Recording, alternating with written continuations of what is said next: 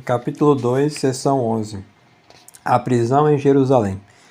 Era Jesus crucificado que São Paulo iria reunir-se na última fase de sua vida itinerante. Pouco antes do Pentecoste de 58, encerrando a sua terceira grande viagem, o apóstolo desembarca na Palestina, em Cesareia, onde já existia um compacto núcleo de cristãos. Como de costume, hospeda-se em casa de um amigo, o diácono Filipe, admirável propagandista que fixara residência naquela cidade com as suas 4 filhas, virgens que profetizavam. Ocorre então um incidente inquietante que corrobora com os pressentimentos trágicos que há meses não cessavam de afligir o coração do apóstolo. Um homem dotado do dom da profecia, Ágabo, vem procurar São Paulo, agarra-o pela cintura, prende-lhe os pés e exclama: Isto diz o Espírito Santo, assim os judeus em Jerusalém ligarão o homem a quem pertence este cinto e o entregarão às mãos dos pagãos. Gesto simbólico na linha dos antigos profetas. Assim, outrora Jeremias tinha passeado pelas ruas albardado como um jumento, para predizer a dominação dos caldeus. Assim, Isaías se mostrara nu, para dar a entender em que estado seriam deixados os judeus nos dias da cólera. Nenhum dos assistentes se engana sobre o sentido dessa profecia, e todos pedem ao apóstolo que não suba a Jerusalém, mas se deixe ficar entre eles. Pode, porém, um homem conduzido pelo Espírito escapar ao seu destino providencial e evitar que ele se cumpra, mesmo que seja para salvar a vida? Por que chorais e me magoais o coração?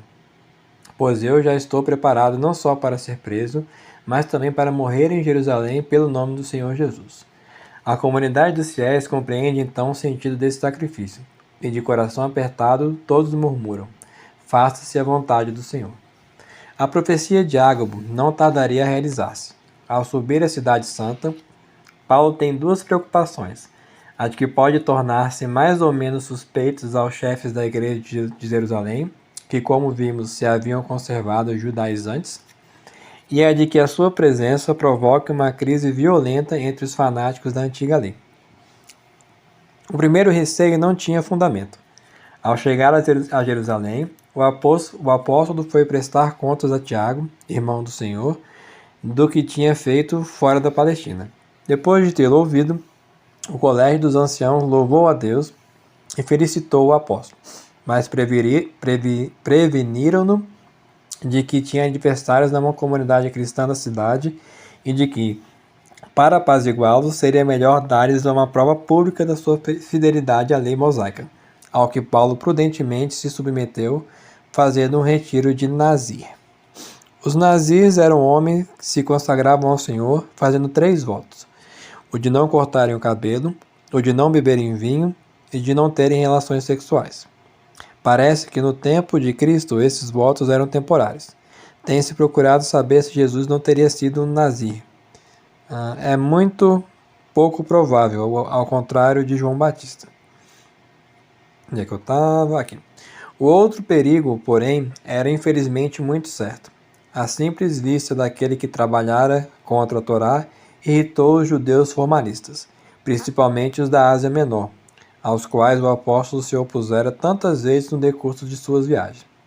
Odeiam-no e, como sabem tecer intrigas, acusam-no de um vago sacrilégio, o de ter introduzido um incircunciso, um impuro no átrio sagrado do templo, onde só tinham acesso os israelitas de boa raça. Este é o homem que por toda parte prega contra o povo, a lei e o templo. Além disso, introduziu gregos no templo e profanou o lugar santo. O incidente irrompe violentamente com gritarias e tumultos. Um desses montins orientais em que, no meio de vociferações acerbas e gesticulações frenéticas, o observador mal consegue saber o que os adversários pretendem. E o tribuno romano Lísias, que do alto da Torre Antônio vela pela ordem da cidade, ao ver aquela agitação, procura acalmar o tumulto, também sem conseguir compreender o que está acontecendo. A princípio, toma Paulo por um salteador egípcio evadido, mas, depois de o apóstolo se ter explicado, autoriza-o a justificar-se perante a multidão. Um longo discurso em arameu daquele homem de Tarso, provando as suas origens judaicas, parece acalmar a multidão. Mas quando ouvem o apóstolo afirmar que fora chamado por Deus para levar a palavra aos gentios, logo recomeçam a gritar. E é necessário que os soldados o retirem para subtraí-lo à fúria do povo. Já cansado, o oficial romano manda encerrar o apóstolo na fortaleza, talvez no mesmo lugar em que Jesus fora interrogado por Pilatos. Era preciso acabar com essa história e saber de que se tratava. Uns bons açoites com o flagelo trariam esse excitado à razão e o animariam a explicar-se melhor. É então que Paulo protesta. Dirige-se ao centurião que quer mandar vergastá-lo e pergunta-lhe se por acaso é legal aceitar assim um cidadão romano que nem sequer foi condenado. O oficial fica embaraçado, entrevendo o caso. Uma das piores acusações que outrora Cícero formulara contra Caio Licínio Verres, conhecido pela sua brutalidade na pacificação das províncias, fora a de que tinha tratado ignominiosamente um cidadão romano, e isso pesara muito contra o pretor da Sicília. Prudentemente, o oficial vai falar com seu chefe. Este procura Paulo e pergunta-lhe se realmente tem a cidadania romana. Sim, eu a adquiri por grande soma de dinheiro, pois eu a tenho desde que nasci. E Lísias, impressionado, manda desamarrá-lo. Mas isso não punha o caso a limpo. O funcionário queria esclarecê-lo, ou melhor, ver-se livre do apóstolo. Seria bom tentar uma cariação entre Paulo e os chefes dos judeus? Mas dessa vez é dentro do próprio sinédrio que rebenta o tumulto. Como Paulo tivesse levantado sutilmente a questão da ressurreição dos mortos, uma questão que dividia fariseus e saduceus, os sacerdotes, escribas e doutores descompõem-se mutuamente, gritam e esbravejam. Como pôr termo a tudo aquilo? Seria arriscado conservar Paulo em Jerusalém, porque alguns jovens judeus fanáticos se preparavam para atentar contra sua vida. Lísias decide então desfazer-se de um prisioneiro tão incômodo e envia-o sob escolta a Cesareia, onde residia o procurador imperial.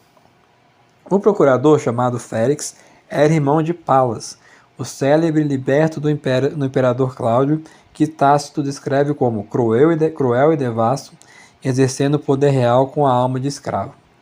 Não se atreve a maltratar Paulo, que está protegido pelo ius civitatis, mas conserva-o longo tempo na prisão, talvez com a segunda intenção de obter dele um resgate.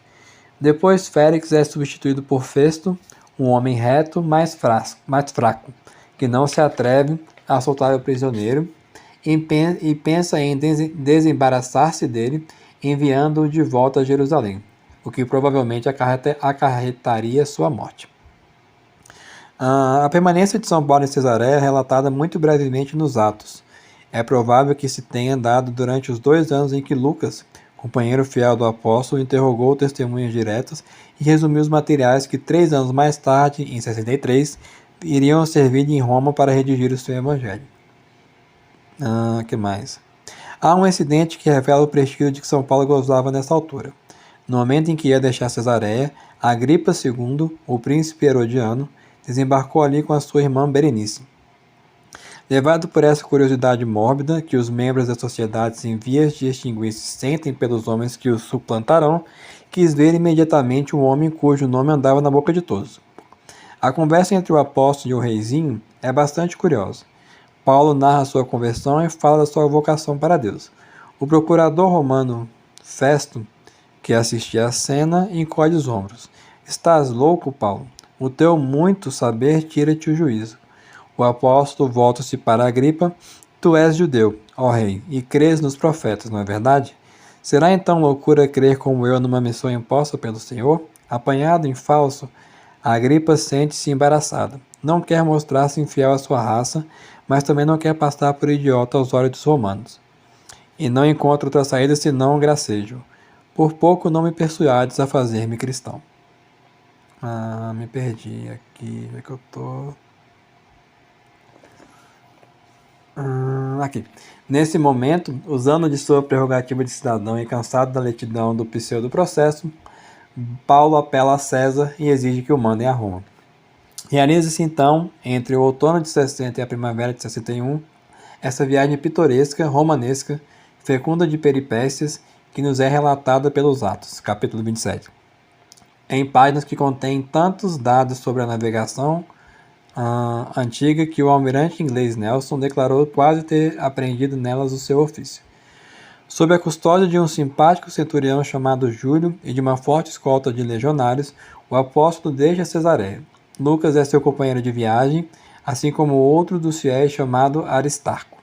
Fazem escala na Síria, na Líbia, em Creta e em Malta. E em toda parte o eterno missionário agrupa os fiéis à sua volta e funda comunidades como a de Creta, que ainda hoje conserva como recordação desses dias a sua admirável Basílica de Gortina. Quantos incidentes e quantos perigos! Mal se fizeram ao largo de Creta, perto da ilha de Clauda, sobreveio uma tempestade que os perseguiu durante 15 dias. Foi preciso que Paulo alentasse a tripulação e a obrigasse a não abandonar o navio, tendo ele mesmo chegado a comandar as manobras. Em Malta, ocorre o famoso episódio da víbora, que a arte da Idade Média haverá de representar com frequência pelo seu valor simbólico. O animal, escondido numa braçada de lenha, pula e agarra-se à mão do apóstolo, mas Paulo sacode-o com um pequeno movimento, sem sofrer qualquer dano. O mal e o pecado não têm nenhum poder sobre um homem como esse. Por toda parte, no decurso da viagem, o que mais impressiona é a autoridade manifesta que dimana da personalidade do apóstolo. Quando possui um certo grau de unidade interior e de plenitude espiritual, o homem consegue sempre impor-se a todos, mesmo aos seus inimigos. Foi na primavera de 61 que, tendo saído de Malta no navio que levava por insígnia os Dioscuros, Castor e Pólux, Paulo viu surgir no horizonte a Baía Napolitana, o Vesúvio fumegante e as colinas de Posílopo, com seus esguios pinheiros negros em forma de guarda-sol. E assim chegava à Itália, onde sabia que haviam de exigir-lhe o testemunho supremo.